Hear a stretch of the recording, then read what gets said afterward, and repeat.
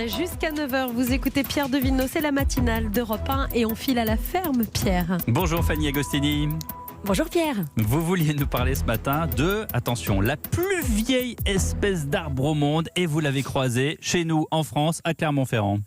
Oui, tout à fait, dans le parc Bargoin, précisément à Clermont-Ferrand. Et je voulais vous parler de cet arbre car il est particulièrement bluffant. C'est un très bel arbre, reconnaissable par ses petites feuilles délicates qui forment deux lobes, d'où son nom, le Ginkgo biloba. Il est ce que l'on appelle une espèce panchronique, c'est-à-dire une espèce qui aurait pu disparaître, que l'on croyait en tout cas à jamais disparu. Certains scientifiques parlent même de fossiles vivants. Et tenez-vous bien, cet arbre est apparu il y a 270 millions d'années, à savoir bien avant l'arrivée des dinosaures. Les dinosaures qui, eux, ont disparu et entre-temps, lui, a survécu. Oui, c'est ça, il a résisté à toutes les extinctions.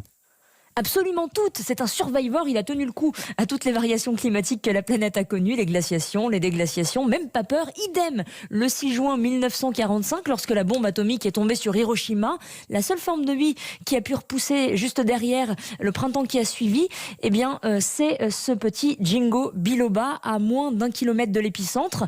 Un arbre qui est étonnant, qui ne craint ni les radiations nucléaires, ni le changement climatique, ni même la pollution. Un arbre si exceptionnel qu'il est d'ailleurs vu comme un symbole d'espoir en Asie.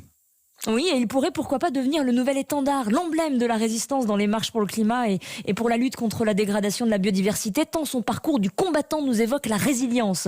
En tout cas, cet arbre qui transcende le temps va devoir affronter la 6e extinction de masse que nous sommes en train de traverser.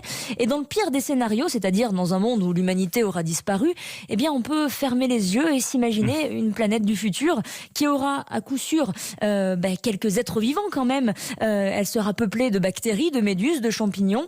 Et pour parfaire le tableau, il y aura aussi ce warrior de Ginkgo biloba. Apprendre des choses au contact de la nature tous les matins. Rendez-vous à la ferme et sur europe1.fr bien sûr. Merci Fanny Agostini.